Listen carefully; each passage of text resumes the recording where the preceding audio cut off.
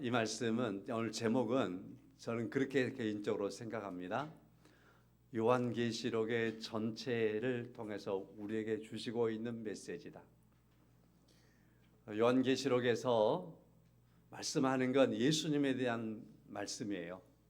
예수님에 대한 말씀이고 또 그리고서 말세지마를 살아가는 성도들에게 주님의 말씀을 듣고 그 말씀을 믿음으로 말미암아서 인내하며 이 마지막 시대의 많은 시험과 환난도 이기고 고통도 이기고 많은 상황들을 믿음으로 극복하며 인내함으로써 주님 앞에 설 수 있다. 우리는 주님 앞에 말씀과 믿음으로 인내하여 서야 한다. 우리는 주님 앞에 서야 한다. 이런 말씀을 하고 있는 거지요. 자주 들려들었던 시 한 편입니다. 저게 저렇게 붉어질 리는 없다.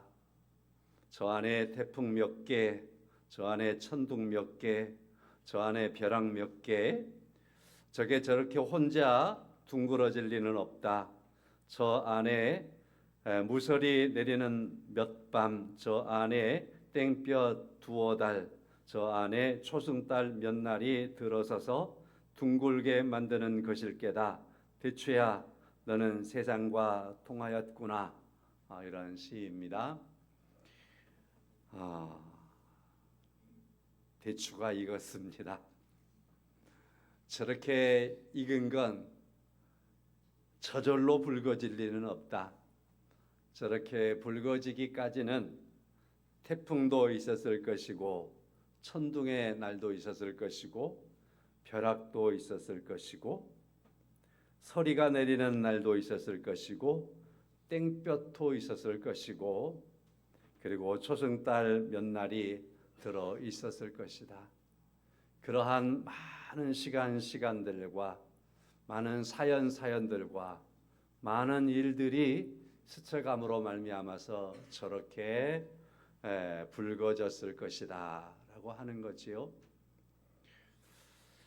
이 시를 통해서 열매가 하나가 붉어지고 둥그러지기까지 숨겨진 고난과 그리고 그 시간과 그 인내를 바라보게 한다 할 것입니다. 우리도 주님 앞에 서게 될 것입니다. 주님 앞에 설 때 우리들의 모습은 이 세상에서 곱게 살다가 고운 모습으로 서는 것이 아니고 주님 앞에 아름답게 서기 위해서 4절 중하반절 말씀에 사람 가운데서 속량함을 받아 처음 익은 열매로 하나님과 어린 양에게 속한 자들이니 그 입에 거짓말이 없고 흠이 없는 자들이더라. 이렇게 주님 앞에 서게 될 겁니다. 처음 익은 열매로 하나님과 어린 양에게 속한 자들로서 여기서 처음 익은 열매는 해석이 여러 가지 가능합니다. 그리스도의 부활에 참여하는 그리스도의 처음 부활에 우리도 속하여서 부활과 연결할 수도 있습니다. 또 우리는 주님 앞에 믿음으로 서게 될 겁니다. 부활의 신앙을 가진 성도들이 서게 될 것입니다. 자, 우리가 주님 앞에 설 때까지 주님 앞에 서는 그 모습들 5절의 말씀처럼 흠 없는 자들로 서기까지 이 땅에서 우리는 많은 시간들을 보내는 거지요. 그 시간들은 고난과 힘듦의 시간이 있겠지요. 환난의 시간도 있겠지요. 누구와 비교할 수 없을 만큼 왜 나만 와이미 왜 나만 그러한 사람 그러한 애통함도 있을 수 있겠지요. 자, 그러나 그 시간과 그 과정과 그 사연들은 우리로 하여금 말씀으로 그 시간들을 통과하게 하고 믿음으로 그 시간들에 단련되게 하고 인내함으로 우리가 주님 앞에 거룩하게 서게 되는 마치 붉은 대추와 같이 우리는 주님 앞에 거룩한 백성으로 그 모든 일과 시간들을 보내는 과정 속에서 서게 될 줄로 믿습니다. 우리는 그렇게 서게 되겠지요. 2025년 우리는 그러므로 말씀에 계속해서 읽읍시다 였습니다. 그리고 말씀을 읽고 들읍시다 였습니다. 말씀을 믿읍시다 였습니다. 여기까지 읽어오시면서 아마 많은 인내가 있었을 겁니다. 한 번은 꼭 읽어야지, 어떻게든지 읽어가야지. 우리 간증하는 사람들에 대한 많은 이야기를 들었습니다. 그러면서 저는 스쳐가는 것 중에 하나가 뭐냐면 저 사람들이 66권의 성경 말씀을 전부 다 들들들 애워서 저렇게 은혜를 깨달은 게 아니라 요절 한 절이었구나 하는 겁니다. 그래서 우리 성도님들을 위해서 이렇게 기도했습니다. 하나님, 성도님들이 성경을 금년에 한 번 읽습니다. 그 모든 말씀을 다 마음속에 담으면 좋겠지만 그러나 담을 수 없습니다. 우리 머리가 한계가 있고 지식이 한계가 있고 여러모로 우리가 한계가 있어서 다 담지는 못합니다. 그러나 이 많은 말씀 속에서 나에게 주어진 그 한 말씀을 붙잡게 하시고 그 말씀이 우리 성도들의 심령에 꽂히게 하시고 그 말씀으로 하나님 인도하시기를 원합니다. 그런 기도를 했습니다. 성도 여러분, 하나님의 말씀 한 절은 우리의 삶과 인생을 바꾸고 말씀과 믿음으로 인내하며 살아가게 하는 놀라운 역사를 이루게 될 줄로 믿습니다. 계속해서 지치지 말고 아직 그 말씀을 못 만났다면 그 말씀을 만나기까지 또 우리는 계속해서 성경을 읽어갈 겁니다. 그리고 그 말씀이 여러분과 저의 영혼의 심령에 임하기를 간절히 원합니다. 2025년에도 우리는 그러므로 하나님 앞에 흠없이 서기 위해서 많은 노력을 해왔습니다. 이런 말이 있습니다. 바위를 깬 것이 마지막 망치가 아니다. 한 노동자가, 광산의 노동자가 바위를 깨는 거예요. 바위를 깨기 위해서 망치질을 합니다. 100번을 두드려도 끈뻑 않습니다. 200번, 500번, 700번, 900번을 때렸는데도 이 바위가 끔찍을 하지 않습니다. 그래서 999번을 때렸습니다. 아직도 안 깨집니다. 한 번 더 때렸습니다. 1000번을 때렸더니 이 바위가 기적같이 깨졌습니다. 사람들은 이때 말합니다. 그 노동자가 바위를 1000번을 때렸기 때문에 그 1000번 그거 안 때렸으면 어떻겠느냐. 그 1000번째 거기에 집중하지요. 자, 그러나 바위를 깬 것은 마지막 망치가 아니다 하는 말입니다. 999번 때리는 것이 없었더라면, 그래서 그 999번에 이르도록 쉼없이 지쳐도 다시 힘을 내서 참아가면서 깨질 거야 인내하면서, 그리고 그 힘든 고통을 참으면서 계속해서 망치를 들었기 때문에 그 999번이 있는 1000번째의 망치가 바위를 깨뜨린 것입니다 라는 겁니다. 성경에서 이런 말씀도 만나볼 수 있습니다. 이스라엘 백성들이 여리고성을 돌기 시작하였습니다. 하나님의 말씀대로 하루를 돌고 이틀을 돌고 매일 한 번씩 돌기 시작을 했습니다. 엿새 동안 돌아도 아무런 징조도 일어나지 않았습니다. 7째 날이 됐습니다. 그날도 역시 여리고를 돌기 시작합니다. 한 바퀴를 돌았습니다. 다른 날과 똑같아요. 그러나 아무 변화가 없습니다. 7째 날은 7바퀴를 돌라고 했지. 그래서 그날은 6바퀴 돌고 7바퀴를 돌았습니다. 그랬더니 여리고성이 함락되었습니다. 엿새 동안 그들의 마음속에 많은 일들이 있었을 겁니다. 며칠 동안 이렇게 도는 것이 무슨 의미가 있겠나. 자신과 싸움이 있었을 겁니다. 아무 말도 하지 말고 돌아라 라고 하는 말씀이 있었습니다. 자, 그런데 마음 입에서 근질근질합니다. 닷새를 돌았는데 엿새를 돌았는데 이렇게 돌기만 하면 뭐해? 이 든든한 이 성이 무너지겠어? 견고한 성이 열리겠어? 불평하는 소리를 옆 사람과 하고 싶었을 겁니다. 그래도 꼭 참아야 했습니다. 그러므로 그 엿새 동안, 그리고 일곱째 되는 날 6바퀴를 돌고 7바퀴를 도는 그 순간까지 그들은 인내하며 하나님의 말씀을 붙잡고 믿으면서 돌아야 했습니다. 그 도는 과정 속에서 그들의 믿음은 단단해졌을 것이고, 그들에게 주어진 하나님의 말씀은 수차례 다시 한번 다독이며 그랬지. 하나님의 말씀이지. 하나님의 말씀이 또 도라고 하셨지. 끝까지 도라고 하셨지. 그 말씀 믿고 돌자. 믿고 돌자.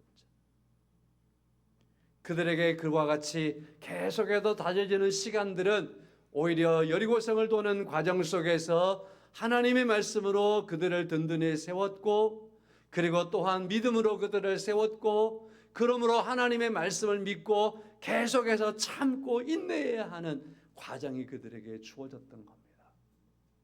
그들을 성숙하게 했습니다. 그러므로 그들은 하나님께서 하신 일을 보게 된 줄로 믿습니다.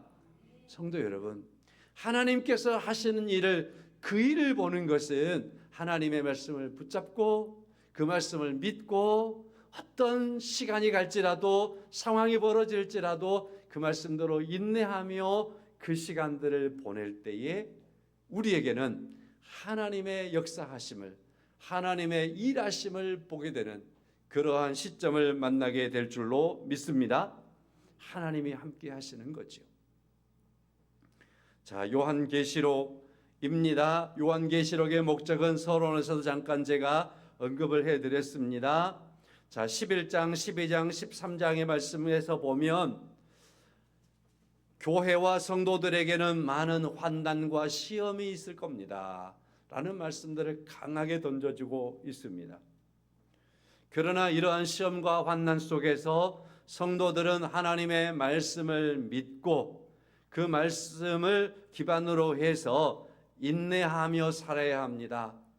그럴 때에 많은 유혹하는 것이 있으나 유혹에 넘어지지 말고, 짐승의 표를 붙이라고 하는 유혹이 있으나 그 짐승의 표를 받지 말고 오직 예수 그리스도의 이름으로 서서 입에 거짓말이 없고 흠이 없는 자로 견디며 주님을 기다리라고 하는 말씀이 요한계시록의 말씀인 것입니다. 자, 그래서 오늘 본문의 말씀으로 왔습니다. 14장의 말씀입니다. 14장은 둘로 제가 분리를 해보겠습니다. 첫 번째는 1절에서 5절 말씀까지입니다. 하나님의 말씀을 믿고, 그리고 그 말씀을 믿음 안에서 인내함으로 말미암아 얻게 되는 성도들에 대한 놀라운 복을, 은혜를 보여주고 있는 말씀이 1절에서 5절까지 말씀입니다. 하나님께서 요한에게 이것을 보여주었습니다. 어린 양이 시온산에 섰고 예수님께서 시온산에 서 계시는 것을 보는 겁니다. 그리고 그와 함께 14만 4천의 사람들이 있는 겁니다. 이 14만 4천은 어떤 사람들이냐면은 이마에 어린 양의 이름과 그 아버지의 이름을 쓴 것이 있더라 1절 말씀에 하고 있습니다. 다시 말해서 이 말씀은 예수 그리스도의 이름을 믿는 사람들, 하나님 아버지를 믿는 그 믿음의 사람들, 이 사람들을 14만 4천으로 소개하고 있습니다. 상징적인 언어입니다. 이 숫자적으로 그대로 받아들이는 것은 2만이나 받아들이는 거지, 여러분과 저는 이 말씀은 상징적으로 받아들이는 겁니다. 이 땅에서 예수 그리스도를 믿는, 그의 이름을 믿는, 그의 이름으로 구원을 받은 모든 성도들에 대한 말씀을 14만 4천이라고 표현해 주고 있는 겁니다. 시온산에 예수님과 구원받은 성도들이 있는 광경을 보여준 겁니다. 그리고 거기에서 귀하고 귀한 소리들이 들리는데 노랫소리가 들립니다. 검은 고 타는 소리가 들립니다. 하나님의 보좌에 귀한 노랫소리가 들려오는 것을 듣습니다. 4절의 말씀입니다. 이 사람들은 여자와 더불어서 더럽히지 아니하였고 순결한 자였고 어린 양이 어디로 인도하든지 따라가는 자였으며 사람 가운데서 속량함을 받은 자였으며 처음 익은 열매로 하나님과 어린 양에게 속한 자들이었습니다 라고 보았습니다. 그 입에는 거짓말도 없고 흠이 없는 자들이라고 말하고 있습니다. 자, 인내하며 이 세상에서 수고를 다하며 하나님의 말씀을 붙잡고 믿고 믿음으로 살았던 성도들이 참여하게 되는 귀한 하나님의 나라를 이와 같이 보여주고 있습니다. 성도 여러분, 여러분과 저에게 있어서 놀라운 희망을 갖습니다. 소망을 갖습니다. 이 말씀을 보면 이 앞의 말씀에서는 사람이 어떻게 이러한 고난을 이겨낼 수 있을까? 어떻게 이런 고난을 참아낼 수 있을까? 통과할 수 있을까 싶지만, 그러나 예수 그리스도의 이름으로 그 말씀을 믿고 믿음으로 인내하며 나가는 자들에게는 하나님께서 놀라운 은혜와 복을 허락하여 주시는데, 하나님의 나라에서 예수 그리스도와 함께 하나님을 찬양하는 그곳에 참여하는 은혜와 복이 있다라는 것을 말씀해 주고 있습니다. 성도 여러분, 우리에게도 이와 같이 놀라운 은혜가 있게 될 줄로 믿습니다. 우리는 찬송을 부릅니다. 저는 노래를 잘 부르는 사람들이 늘 부럽습니다. 항상 부러워요.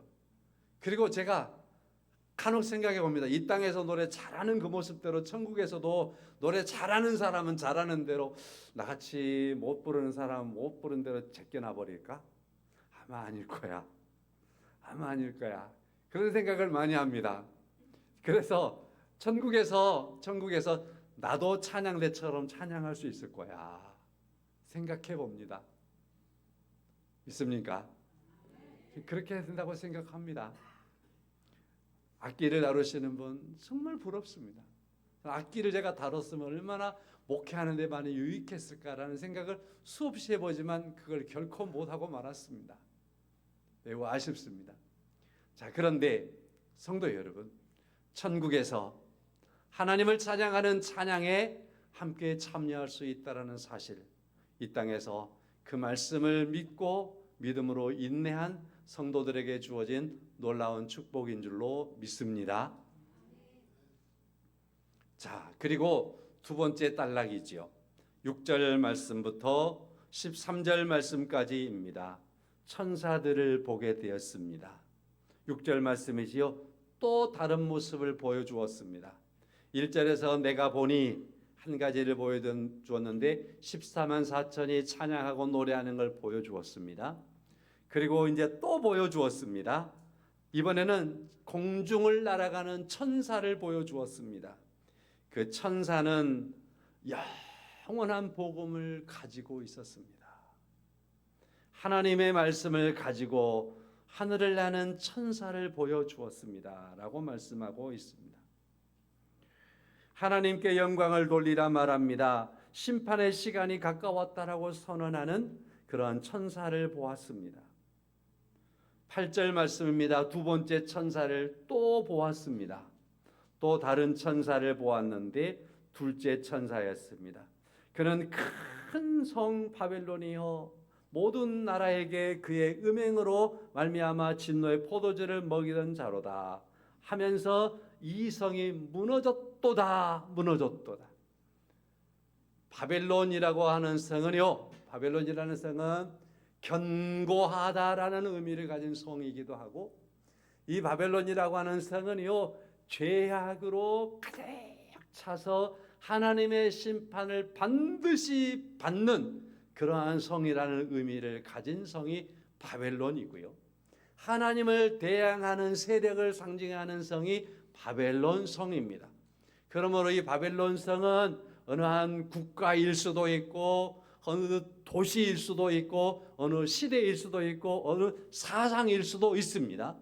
하나님을 거역하는 것에 대한 속성을 가지고 있는 것이 바벨론입니다. 그런데 그 시대, 어느 시대마다 이 바벨론처럼 등장하고 있는 이 세력은 무너지지 않을 것 같습니다. 온 세상을 뒤흔들 것 같습니다. 온 세상을 그냥 다 잡아먹을 것 같습니다. 그렇게 역사하는 그러한 것이 바벨론인데, 마지막 때가 되면 두 번째 천사가 외칩니다. 이 세상의 그 어떠한 견고한 것이라도 하나님을 대항하는 그것은 무너지리라. 무너졌도다, 무너졌도다. 미래형이 아니라 무너졌도다. 이미 하나님의 통치 안에서, 하나님의 심판 안에서 그것들은 다 무너졌다, 심판에 이르렀다라고 말씀을 하고 있는 것입니다. 바로 이 두 번째로 말하고 있는 바벨론 성은 성경에서 나타나는 성들로 얘기한다면은 이런 것들로 말할 수 있습니다. 곧 소돔과 고모라, 애굽, 바벨론, 두로, 니느웨, 로마와 같은 이러한 것을 바벨론으로 상징되어지고 있습니다. 그러나 그 지난 것으로만 말할 것이 아니고 좀 전에 말씀을 드린 것과 같이 종말에 나타날 세상에 미혹하고 성도들을 무너뜨리고 교회를 대항하고 하나님을 대항하는 악한 세력을 총칭하는 말로서 바벨론입니다. 그러므로 마지막 때에 하나님께서 심판하시는 심판 때에는 바로 이 바벨론이라고 하는 세력이 개인이 됐더니 국가가 됐든지 어떠한 사상이 됐든지 그건 다 하나님의 심판에 이를 수밖에 없습니다 하는 것이죠.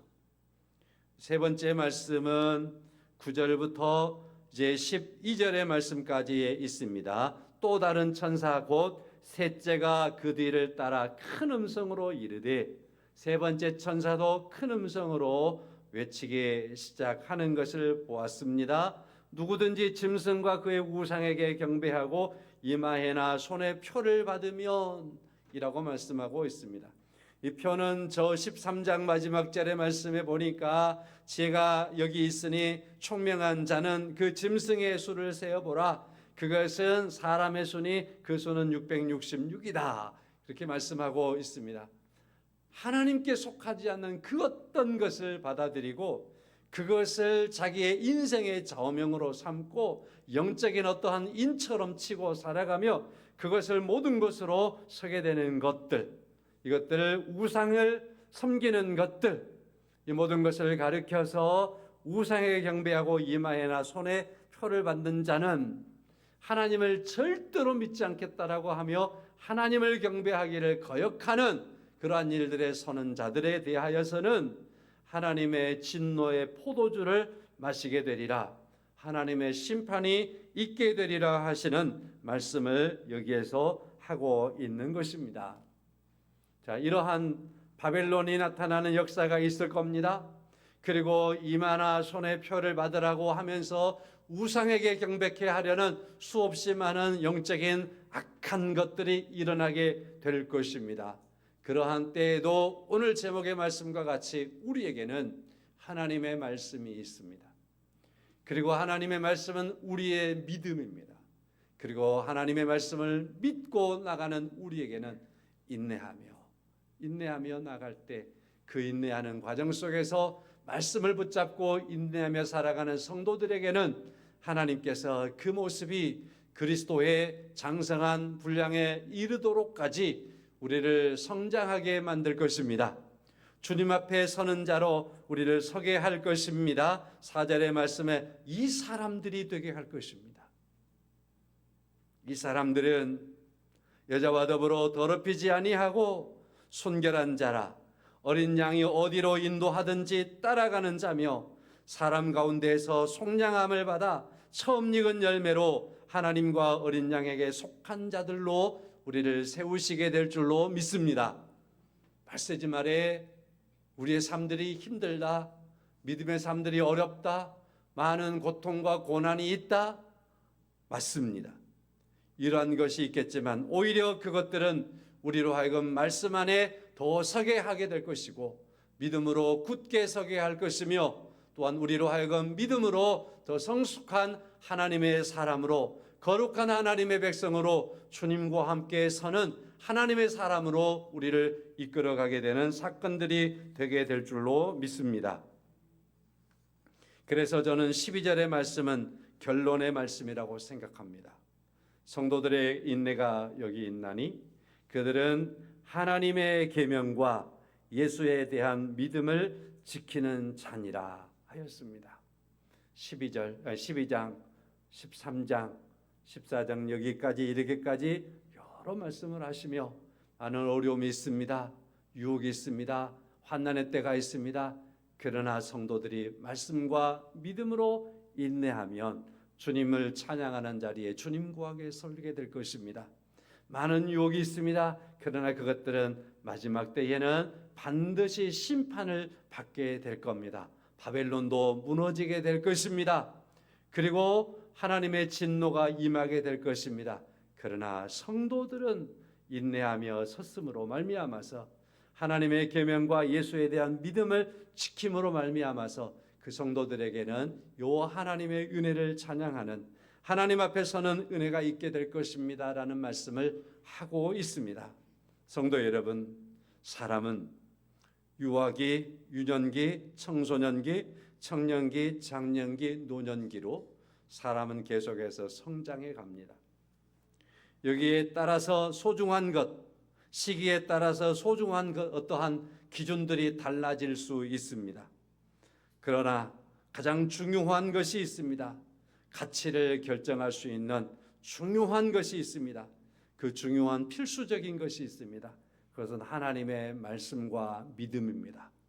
하나님의 말씀과 믿음에 따라서 유년기에도 청소년기에도 청년기에도 어른이 되어서도 장년기와 노년기로 갈 때도 평생 동안 하나님의 말씀을 기준하여서 하나님의 말씀 안에서 믿음으로 서 있는 삶들을 주 안에서 이루어가는 여러분과 제가 될 수 있기를 예수 그리스도의 이름으로 간절히 축원합니다. 주님 오실 때까지 말씀과 믿음으로 승리하시기를 소망합니다. 찬송하겠습니다. 우리